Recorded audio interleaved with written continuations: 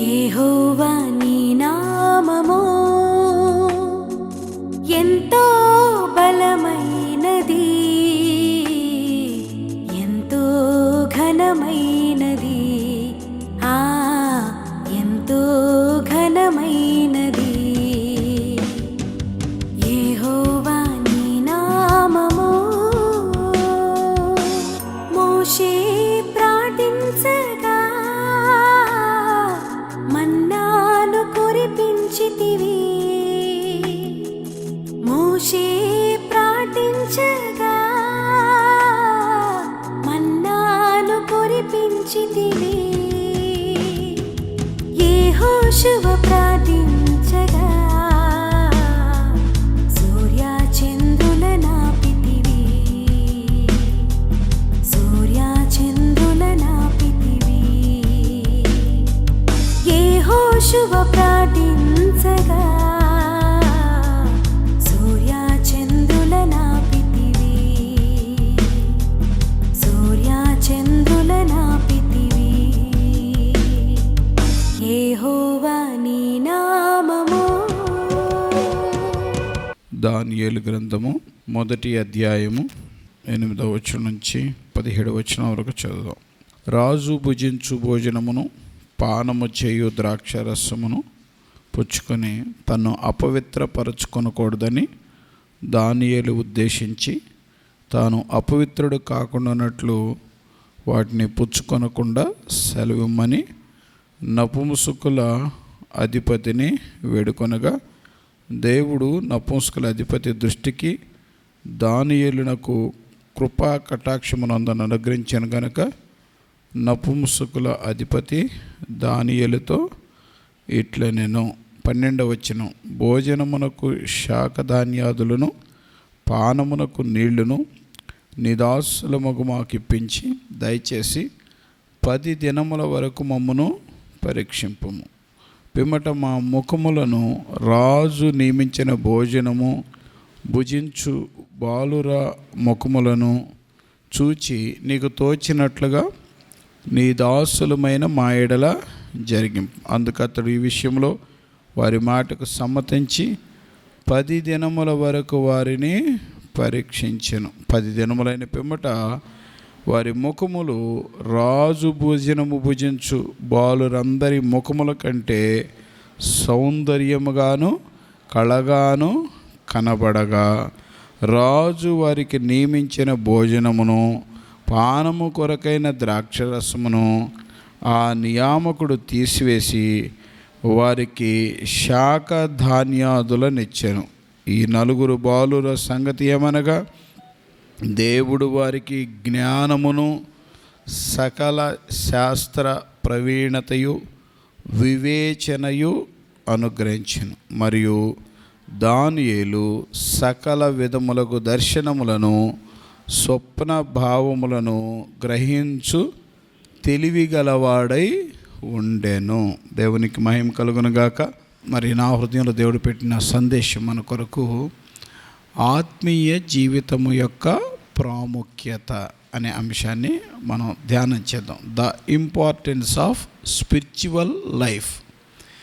ఆత్మీయ జీవితము యొక్క ప్రాముఖ్యత లేక ఆత్మీయ జీవితం ద్వారా వచ్చే ఆశీర్వాదాలు ఇలా చెప్పుకోవచ్చు.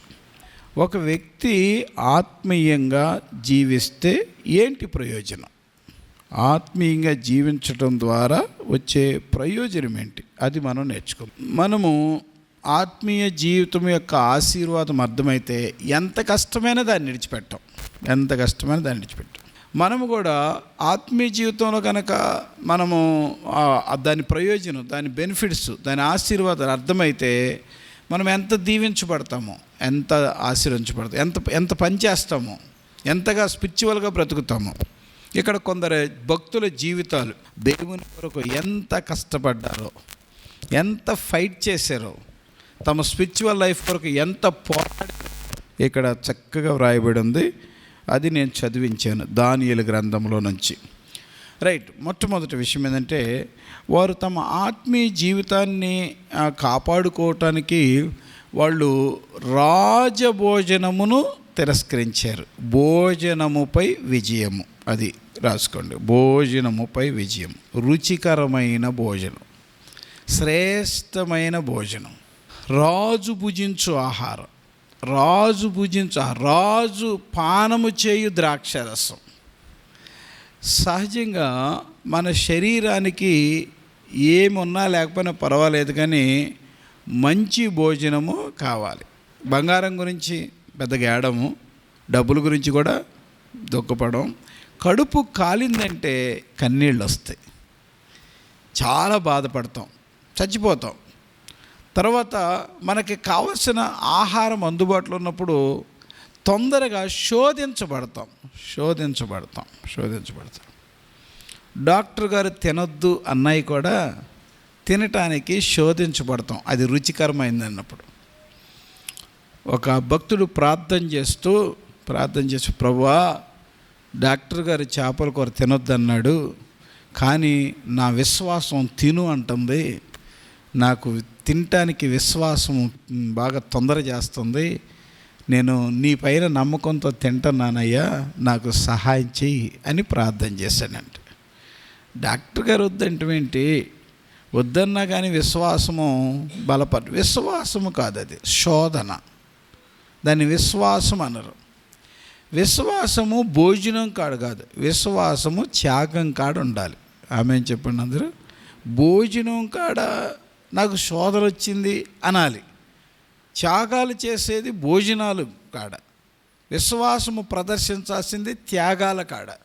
ఈ విషయాన్ని చాలామంది మర్చిపోతారు. సరే, మీ ఆత్మీయ జీవితానికి ఒక మంచి మాట చెప్తున్నా. మనం ఒక శోధన జయించాలి. ఏదంటే ఈ దానియేలు, షద్రక్, మేషకులు రాజు భుజించు భోజనమును పానము చేయు ద్రాక్షారసం, ఈ రెంటిని జయించారు. ఒక వ్యక్తి కనుక ఈ రెంటిని జయిస్తే అతడు ఎంత సక్సెస్ అవుతాడో. ఆమె చెప్పండి అందరూ. నేను సెయింట్ జోసెఫ్ హాస్పిటల్లో కొటేషన్ చూశాను. ఒక సందర్భం ఏంటంటే, ఒక వ్యక్తి గనక, ఒక పురుషుడు గనక త్రాగుడు మానేస్తే 2 పిల్లలని పెద్ద స్కూళ్ళల్లో, కార్పొరేట్ స్కూళ్ళల్లో చక్కని చదువు చదివించవచ్చు అని రాశారు. ఒక పురుషుడు గనక త్రాగుడు మానేస్తే, అంటే అతని ఆర్థిక స్తోమత పెరిగిపోద్ది, అతడు కష్టపడి పనిచేసి పైసలు కాపాడుకుంటాడు, అతడు తన భార్య పిల్లల్ని సమృద్ధిగా పోషిస్తాడు. మనకు వచ్చే శోధన ఈ ఆహార విషయాల్లో, మరి ముఖ్యంగా ప్రార్థన చేసుకునే బిడ్డలు, మందిరానికి వచ్చే బిడ్డలు, ఉపవాసాలు ఉండే దినాల్లో, ప్రార్థనలు చేసే దినాల్లో అది సీరియస్గా తీసుకోవాలి. బాప్తీసాలు తీసుకున్న వాళ్ళకి చెప్తున్నా, వారానికి 1 రోజైనా మీరు ఉపవాసం ఉండండి మీ ఆత్మీయ జీవితం కొరకు అని చెప్పాను. వారంలో 1 రోజు అంటే మళ్ళీ రోజంతా కాదు, ఒక పూట, ఒక పగలు. మనం శనివారం ఫాస్టింగ్ ప్రేయర్ పెడుతున్నాం. శనివారం ఫాస్టింగ్ ప్రేయరు మన ఆత్మీయ జీవితానికి ఎంత అవసరం. ఈరోజు వచ్చేస్తాం, ప్రభు బలలో చేయేస్తావు. నువ్వు పరీక్షించుకోవాలి. నువ్వు పరీక్షించుకొని ప్రభు సన్నిధికి వచ్చి ఆయన బలలో చేసే ముందు నువ్వు ఎంత సిద్ధపడాలో, మనం ఎంత సిద్ధపడాలో. యేసు ప్రభు దగ్గరికి ఒక తండ్రి తన పిల్లోని తీసుకొని వస్తాడు. మార్కు సువార్త 9వ అధ్యాయంలో, నా కుమారుడికి దయ్యం పట్టి, చెవిటిదైన మోగ దయ్యం బట్టి బహు బాధపడుతుంది, నీ శిష్యుల దగ్గరికి వస్తే అది వారి వల్ల కాలేదు, ఏమైనా నీ వలన అయితే నాకు సహాయం చేయి అంటాడు. అంటే ప్రభు ఏమంటాడు చెప్పండి? నమ్ముట నీ వలన అయితే నమ్మువానికి సమస్తము సాధ్యం అంటాడు. నమ్మటం నీ వలన అయితే నమ్మువానికి సమస్తం సాధ్యం అంటాడు అని ఆ పిల్లవాడిలో ఉన్న దయ్యాన్ని తరిమేస్తాడు, విడుదల పొందుతాడు బాబు. తర్వాత శిష్యులు ప్రభువుని అడుగుతారు. ఏమని అడుగుతారు? మేమెందుకు ఆ దయ్యమును వెళ్ళగొట్టలేకపోతిమి అంటారు. బోధకుడా, మేమెందుకు ఆ దయ్యమును వెళ్ళగొట్టలేకపోతిమి అంటే ప్రభు ఏమంటాడంటే, ఇది ప్రార్థన వలననే కానీ మరి దేని వలనను పోదు అంటాడు. ప్రార్థన వలననే కానీ అంటే కింద చిన్న అక్షరాల్లో ఫుట్నోట్లో ఉపవాసము వలననే అంటాడు. ఉపవాస ప్రార్థన వలననే. మనం ఉపవాస ప్రార్థనని మనము పాటించకుండా, లేకపోతే మనం సీరియస్గా తీసుకోకుండా ఉంటే కొన్ని సమస్యలు ఎలా పోతాయి? చాలామంది అంటాం కదా, మన కుటుంబాల్లో మా ఇంట్లో సాతాను పనిచేస్తుంది, మా ఇంట్లో సాతాను పనిచేస్తుంది, సాతాను శోధనలు వస్తున్నాయి అన్న, సాతాను శోధనలు వస్తున్నాయి అన్న, ఎక్కువగా సాతాను శోధనలు వస్తున్నాయి అన్న అంటారు. అది మీరు మాకు చెప్తే మేము కరెక్ట్ అయిన వాక్యంలో ఉన్న విషయం చెప్తాం, అమ్మ అది ఉపవాస ప్రార్థన వల్లనే పోతుంది అని. అదే నువ్వు బయటికి వెళ్ళి ఎవరికైనా చెప్పారుకో, అయ్యా నువ్వు అంతరం కట్టించుకొని రా అయ్యా అంటారు.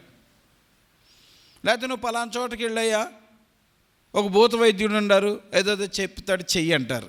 అవన్నీ కూడా వ్యర్థమైనవి, వాక్యానికి విరుద్ధమైనవి. దాని ద్వారా సమస్యను పెంచుకుంటాం. కానీ ఒక సమస్య తీరాలి అంటే మనము భోజనంపై విజయం సాధించాలి. ఒక ఆశీర్వాదం రావాలంటే మనం భోజనంపై, రుచికరమైన ఆహారాలపై విజయం సాధించాలి. దానియేలు, షద్రకు, మేషకులు, నేనైతే ఈ మెసేజ్కి ఏం పెట్టుకున్నానంటే ఫైట్ ఫర్ స్పిరిచువల్ లైఫ్ అని పెట్టుకున్నాం.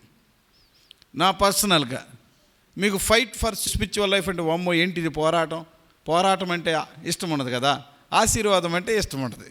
జస్ట్ మీకు అర్థం కావటం కొరకు ద ఇంపార్టెన్స్ ఆఫ్ ప్రేయర్, లేదా the blessings of prayer, spiritual life అని చెప్పాను. ఆత్మీయ జీవితం నుండి ఆశీర్వాదము, ఆత్మీయ జీవితం యొక్క ప్రాముఖ్యత అని చెప్పాను. కానీ నా పర్సనల్గా అయితే ఫైట్ ఫర్ స్పిరిచువల్ లైఫ్, ఆత్మీయ జీవితం కొరకు పోరాడు. ఆత్మీయ జీవితం కొరకు వీళ్ళు పోరాడుతున్నారు. ఏంటిది వాళ్ళ పోరాటం? ముందు భోజనంపై పోరాటం. ఆమేన్ చెప్పండి. మనం ఎవరి మీద పోరాడతాం విజయం కోసం? నో, ఎవరి మీదే కాదు. మనం దేవుని వాక్యానుసారంగా మనం ఉపవాస ప్రార్థనలో ఉండటానికి, మనం ప్రార్థనలో ఎక్కువ సమయం గడపడానికి, ప్రార్థనలో పట్టుదలతో గడపడానికి, ప్రార్థనలో విశ్వాసంతో గడపడానికి మనకంటూ మన భోజనంపై మనం యుద్ధం చేయాలి. ఎవరో ఒక భక్తుడు చెప్పాడంట, పొట్టను జయించినోడు ప్రపంచాన్ని జయిస్తాడని. దేన్ని జయించినాడు? పెద్ద పెద్ద నాయకులు చూడు, వాళ్ళు ఎంత బాగుంటారు. గాంధీ తాత పొట్ట ఏమైనా పెరిగిందా? భక్తులు అలాగే. అంటే నేను ఎందుకు చెప్తున్నానంటే మనం ఆలోచించాలి, ఎప్పటికప్పుడు మనం సీరియస్గా తీసుకోవాలి. ఇది మన ఆరోగ్యానికి కూడా మంచిది. మనము దేవుని బిడ్డలంగా ఉపవాస ప్రార్థన, మారు మనసు పొంది బాప్తిజం తీసుకున్నప్పుడు మనం ప్రమాణం చేసాం, నేను ఉపవాస ప్రార్థనలో ఉంటాను, నేను సిద్ధపడతాను. నేను మీతో చెప్తుందంటే ప్రతి శనివారం సంఘానికి ఒక ఉపవాస ప్రార్థన ఏర్పాటు చేస్తే మనకు దాని యొక్క విలువ తెలియకపోతే, బాల్యాంచో గారు చెప్పిన మాట ఏంటంటే శనివారం వచ్చే వాళ్ళనే సంఘ సభ్యులు అంటారు, ఆదివారం వచ్చే వాళ్ళనే నామకార్థ క్రైస్తవులు అంటారు అన్నాడు. శనివారం వచ్చే బిడ్డలదే that is the powerful church. ఆ శక్తివంతమైన సంఘము ఉపవాస ప్రార్థనలు ఉండే బిడ్డలు, శక్తివంతమైన కుటుంబము ఉపవాస ప్రార్థనలు ఉండే కుటుంబము. శక్తివంతమైన యవనస్తురాలు ఎవరనంటే వాళ్ళు ఉపవాస ప్రార్థనలో పోరాడేవాళ్ళు, ఎస్తేర్లాగా. కనుక యవన బిడ్డలకి చాలాసార్లు చెప్తున్నాను, యవన కాలంలో మీరు ఉపవాస ప్రార్థనలు బాగా అలవాటు చేసుకోండి, అది మీకు మంచిది. క్రమంగా చేసుకోండి, అది మీకు మంచిది. మీరు పెద్దోళ్ళతో వంతు పెట్టుకోకండి. అమ్మ పెద్ద వయసు తినొచ్చు, నాన్నగారు పెద్ద వయసు వాళ్ళు తినొచ్చు, వాళ్ళలాగా మీరు తినాలనుకోబాకండి. మీకు భవిష్యత్తు ఉంది, మీ భవిష్యత్తు గురించి మీరు నిర్ణయించుకోవాలి. మీ భవిష్యత్తు గురించి ప్రభు స్వరం మీరు వినాలి. నేను బైబిల్ కాలేజ్ నుంచి బయటకు వచ్చే ముందు 2 నెలలు నా మంచం మీదకి నేను ఎక్కకుండా కింద పడుకున్నాను. 2 నెలల ముందే ప్రభువా నేను కాలేజీలో నుంచి బయటకు వెళ్తున్నాను, నెక్స్ట్ నేను ఏం చేయాలి, నేను ఎక్కడికి వెళ్ళాలి, నా భవిష్యత్తు ఏంటి నాకు బయలుపరచమని దేవుని దగ్గర పొందుకోవటం కొరకు నా దేహాన్ని ప్రతి వారం 2 రోజులు ఉపవాస ప్రార్థన ఉండేవాడిని. సహజంగా కాలేజీలో ఒక రోజు పెట్టేవాళ్ళు, నేను పర్సనల్గా ఒక రోజు పెట్టుకునేవాడిని. 2 రోజులు ఉపవాస ప్రార్థనలు ఉండేవాడిని. ఈ మధ్యలో ఇంకా వేరే పర్సనల్ ప్రేయర్ చాలా ఉంటాయి. మీరు నా లైఫ్ స్టోరీ ఎందుకు చెప్తానంటే, యవన బిడ్డలారా మీరు భవిష్యత్తులో ఏం చదవాలో, మీ భవిష్యత్తులో ఎలా నిర్ణయాలు తీసుకోవాలో, మీ యొక్క లైఫ్ ఎటు నడపాలో అది దేవుడు మీతో చెప్తే మీకు బాగుంటుంది. లేకపోతే మీ సొంతంగా ఆలోచిస్తే తర్వాత బాధపడతారు. చెయ్యి దాటిపోయినాక, చెయ్యి కాలిపోయినాక ఆకులు పట్టుకుంటారంటే, చెయ్యి దాటిపోయినాక అయ్యో నేను తొందరపడ్డానే, నేను ఇలాగ చదవకపోతే బాగుండేదే, అలా చదివితే బాగుండేదే, ఈ వివాహం చేసుకోకపోతే బాగుండేదే, అరే నేను కొంచెం ఆగి ఉంటే బాగుండేదే, ఇలాగ ఈ జాబ్కి రాకపోతే బాగుండేదే, కొంచెం కష్టపడి ఇంకో జాబ్ సంపాదించుకుంటే బాగుండేదే. నువ్వు తర్వాత ఇలాంటి థాట్స్ వచ్చినప్పుడు చాలా నలిగిపోతావు. ఎందుకంటే నీ లైఫ్ నీ ఊహకు సరిపోదు, నీ లైఫ్ స్టైల్ ఈ పోటీ ప్రపంచానికి సరిపోదు. నువ్వు చాలా కించపరచబడతావు, చాలా తగ్గించబడతావు, దాన్ని తట్టుకోలేవు. అందుకనే కన్నీళ్లతో ఉపవాస ప్రార్థనలో గడిపితే ప్రభు మనలో ఉన్న దయ్యాలు ఏమంటే తీసేస్తాడు, మనకు కావాల్సిన భవిష్యత్తు ప్రభు ఇస్తాడు. ఇది భక్తుల జీవితం నుంచి నేర్చుకున్నాం. చాలా చాలా షార్ట్ మెసేజ్, చాలా చిన్న సత్యం ఇది, కానీ చాలా గొప్ప భవిష్యత్తుని ఇస్తుంది. దానియేలు గ్రంథం మొదటి అధ్యాయం, దానియేలు గ్రంథంలో 12 అధ్యాయాల్లో చాలా పెద్ద ప్రపంచం ఉంది. కానీ మొదటి అధ్యాయంలో పరిశుద్ధాత్ముడు లిఖించిన సత్యం ఏంటంటే వారు యవనస్తులు, వారు భోజనంపై వాళ్ళు దాడి చేశారని చెప్పాలి, జయించారని చెప్పాలి. శోధించబడలేదు. కనుక యవనస్తులైన మగపిల్లలు, మరి ముఖ్యంగా బ్రదర్స్, మీరు ప్రార్థనలో ఎందుకు గడపలేకపోతున్నారు? సంఘ కూడికలో ఉండకపోతే మీకు సంఘం యొక్క ఆశీర్వాదాలు ఎలా వస్తాయి? సంఘ దర్శనం ఎలా వస్తుంది? సంఘ దర్శనం ఎలా అర్థమవుతుంది? సంఘంలో నుంచి, సియోను నుంచి యెహోవాను ఆశ్రయించును, సంఘం నుంచి వచ్చే దీవెనలకు ఎలా వారసులం అవుతాం? అందుకు మొదటి అనుభవం, ప్రభువా నాకు ఈ రుచికరమైన భోజనము, ఈ ద్రాక్షారసం, ఈ పానము, వీటిపై నాకు జయం తెచ్చి. పురుషులు ప్లీజ్ లిజన్ టు మీ. మనము సంఘమునకు క్రీస్తు ఎలాగూ శిరస్సో, కుటుంబానికి శిరస్సు ఎవరు? పురుషుడు. ఈ పురుషుడు ఒక ప్లాన్ లేకపోతే ఎలా ఉంటుంది? ఈ పురుషుడు ఏమనుకోబాకండి, సత్యం చెప్తాం, పురుషుడు ఒట్టి తిండిపోతూ త్రాగుబోతూ అయితే తన భవిష్యత్తు ఏంటి? తన కుటుంబ భవిష్యత్తు ఏంటి? తన పిల్లల భవిష్యత్తు ఏంటి? తన ఆరోగ్యం ఏంటి?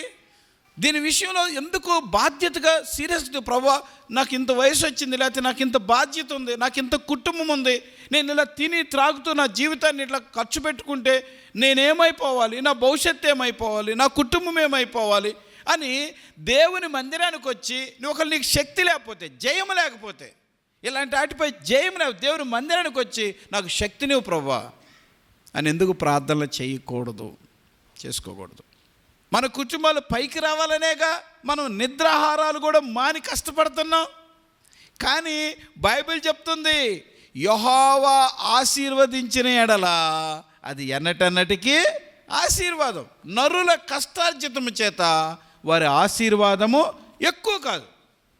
మన క్యారెక్టర్ బాగుందనుకో, మనం ఆత్మలో ఉన్నాం అనుకో, మనం దేవుని పద్ధతులు తెలుసుకున్నాం అనుకో, మనం దేవుని దర్శనాలు పొందుకున్నాం అనుకో, దీవెనలు దేవుడు సమృద్ధికి ఇస్తాడు.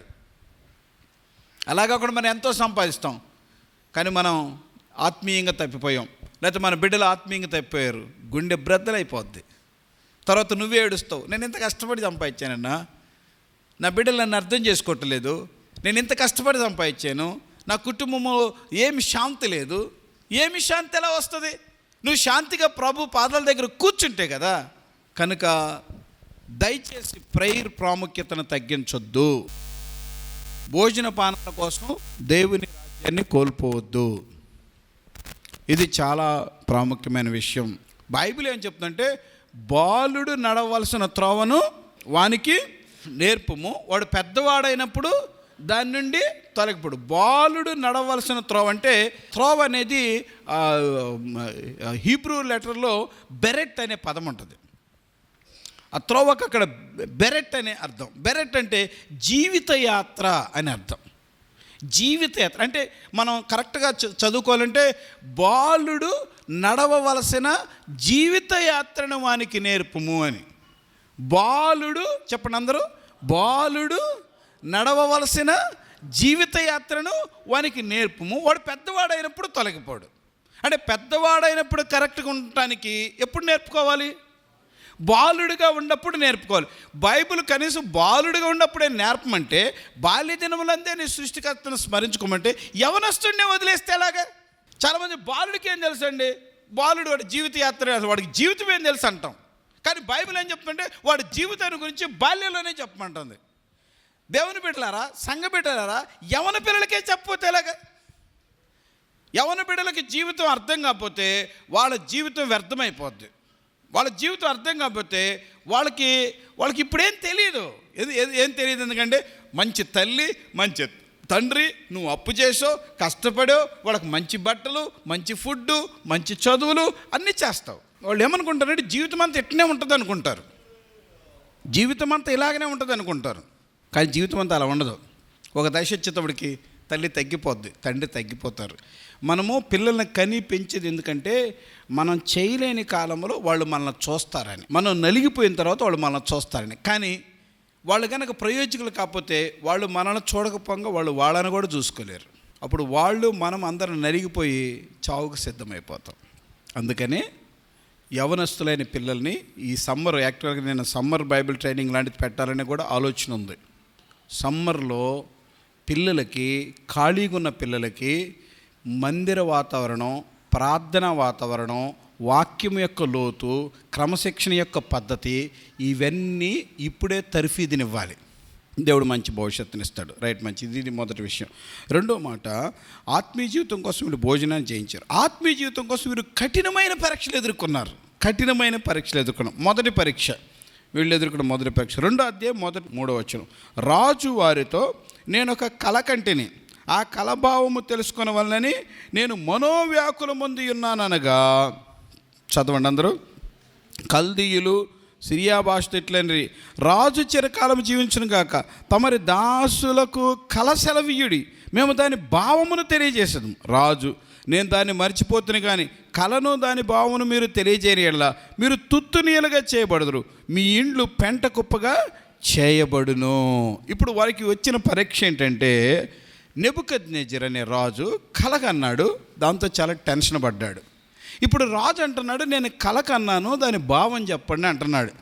అక్కడున్న జ్ఞానులు వాళ్ళు ఏమంటున్నారంటే, నువ్వు కల చెప్పు, మేము భావం చెప్తాం అంటున్నారు.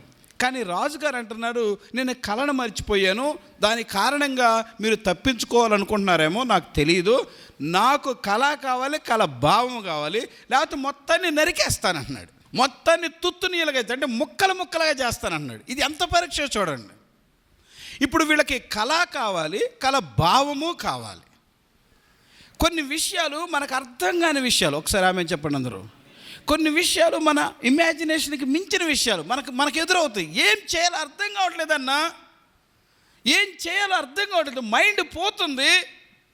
చాలాసార్లు చాలా విషయాలు నలిగిపోతుంటాం, చాలా చోట్ల పెట్టుబడి పెడతాం, అవి రావు, ఏదో చేయబోతాం, అది సక్సెస్ కాదు, కుటుంబంలో శాంతి ఉండదు, ఇంట్లో జీవితంలో, వ్యక్తిగత జీవితంలో ఏదో సక్సెస్ ఉండదు. సో మనం చాలా టెన్షన్ పడతాం. కొంతమంది డిప్రెషన్కి వెళ్ళిపోతారు.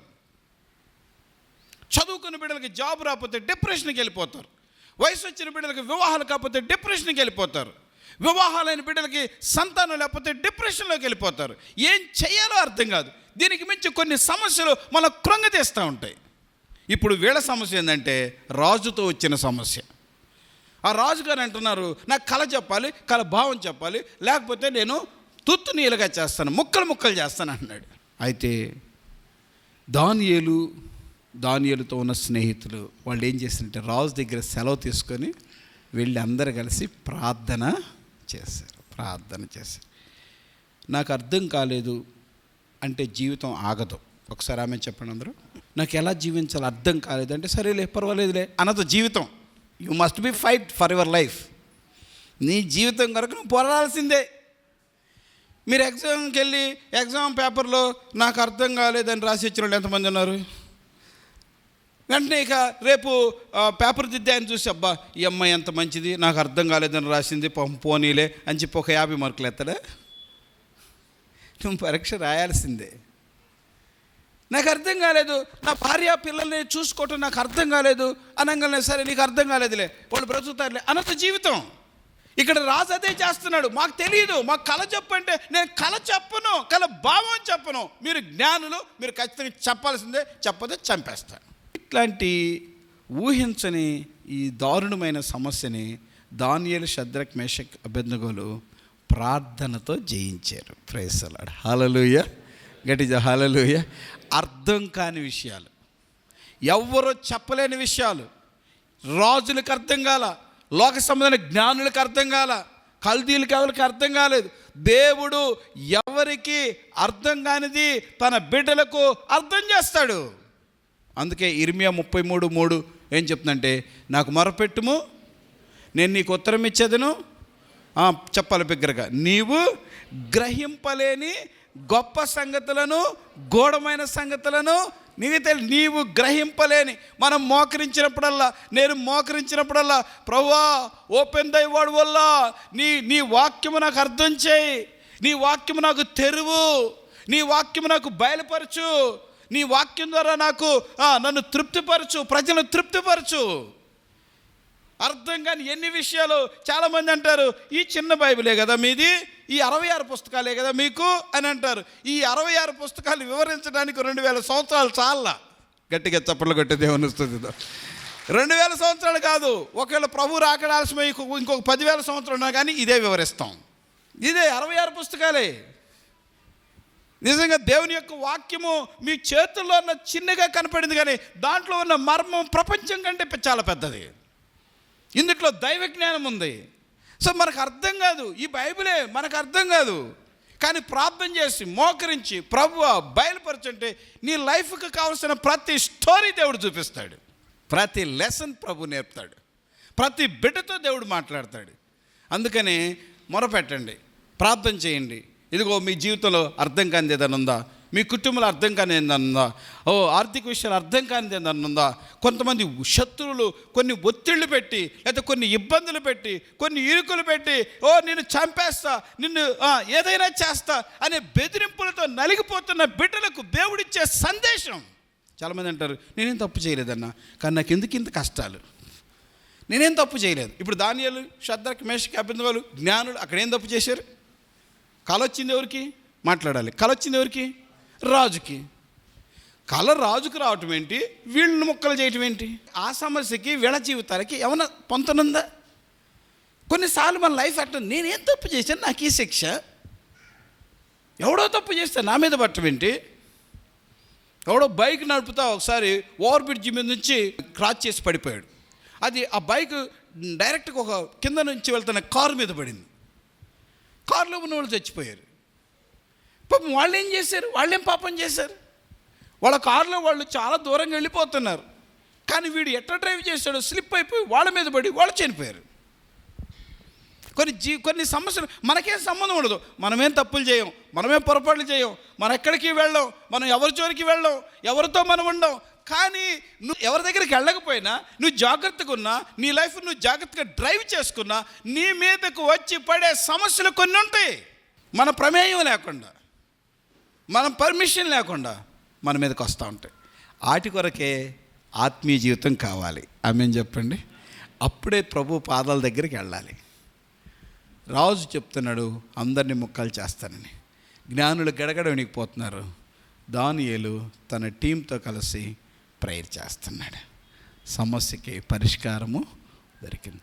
మీలో ఒక మాట చెప్తున్నాను, ఏదైనా సమస్య వస్తే కుటుంబం అంతా కూర్చొని కన్నీళ్ళు విడిచే కుటుంబాలు ఆ కుటుంబంలో గొప్ప జయాన్ని చూస్తారు. ఏదైనా సమస్య వస్తే సంఘమంతా కూడి చేసే ప్రార్థనలో ఆ సంఘానికి ఎంతో జయాన్ని ఇస్తాయి. ఏదైనా సమస్య వచ్చినప్పుడు జవాబు దొరికేదాకా, ప్రత్యక్షత దొరికేదాకా, మర్మం బయలుపరచబడేదాకా, మీకు అర్థమయ్యే భాషలో చెప్పండి, దారి దొరికేదాకా మోకాళ్ళ మీద నుంచి లెగవని బిడ్డలకి దేవుడు సహాయం చేస్తాడు. నాకు అర్థం చేయి ప్రభు, నాకు అర్థం చేయి, నాకేం తెలీదు, నేను వెళ్ళలేను ఇక్కడి నుంచి. దైవజనులు భగత్ సింగ్ గారు మొట్టమొదటిగా తమిళనాడు ప్రాంతం వెళ్ళి మెరీనా బీచ్ పక్కన ఒడ్డున మోకరిచ్చి ప్రార్థన చేయ, ప్రభువా ఈ భాష నాకు తెలియదు, ఈ ప్రజలు నాకు తెలియదు, వీళ్ళు ఎవరో నాకు తెలియదు, నేను ఎక్కడికి వెళ్ళాలో నాకు తెలియదు, నాకు మోకరించి నేను అడుగుతున్నాను, నీవే నాకు దారి చూపించు, నేను ఇక్కడ నీ సేవ చేయటం నీ చిత్తమైతే నీవే నాకు దారి చూపించు, ఎవరో ఒకరిని తీసుకురా అని ప్రార్థన చేశాడు.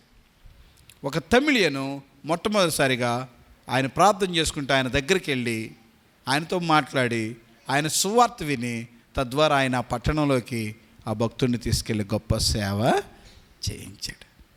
తెలియని విషయం ఎలాగచ్చు, తెలియని విషయం ద్వారా దేవుడు ఎలా బయలుపరిచాడు. నేను మీతో అదే చెప్తున్నాను, దయచేసి ప్రార్థనలో అర్థం కాని పొందుకోండి. ఇక్కడ ఈ పరీక్ష వాళ్ళు జయించారు. నాకు సంబంధం లేదు, నాకు రాదు అనలేదు, ఇది నా సబ్జెక్టు కాదు అనలేదు, ఇవి మాకు సంబంధం లేని విషయం అనలేదు. మిగిలిన జ్ఞానులకి ఆత్మీయ జ్ఞానులకు ఉన్న తేడా ఏంటంటే వాళ్ళు కళ చెప్పు భావం చెప్తాను అంటున్నాడు. ఈ ఆత్మీయ జ్ఞానం కలిగిన దేవుని బిడ్డ పరలోకపు తండ్రికి వేడుకున్నాడు కనుక ఆయన కళను పంపిన దేవుడే కళను చెప్పాడు, దాని భావాన్ని కూడా చెప్పాడు. కనుక దేవునికి మరుగైంది ఏది లేదు, దేవునికి తెలియకుండా ఏది జరగదు. నీ నా జీవితంలో దేవుడికి తెలియకుండా ఎవరూ రారు, ఏది రాదు. ఆమేన్ చెప్పండి అందరూ. సో దేవుడి దగ్గరికి వెళ్దాం, అందరం దేవుని పాదాలు పట్టుకుందాం. ప్రభువా, దానియేలుకి ఎలా సహాయం చేసావో నాకు అలా సహాయం చేయి. ఇది మొదటి పరీక్ష వాళ్ళు ఎదుర్కొంది. యెహోవా నీ నామము ఎంతో బలమైనది, ఎంతో ఘనమైనది, ఎంతో ఘనమైనది. యెహోవా నీ నామము మోషే ప్రార్థించగా మన్నాను కురిపించితివి. మోషే ప్రార్థించగా మన్నాను కురిపించితివి. యెహోషువ ప్రార్థించగా సూర్య చంద్రుల నాపితివి. సూర్య చంద్రుల నాపితివి. యెహోషువ ప్రార్థించగా సూర్య చంద్రుల నాపితివి. సూర్య చంద్రుల నాపితివి. యెహోవా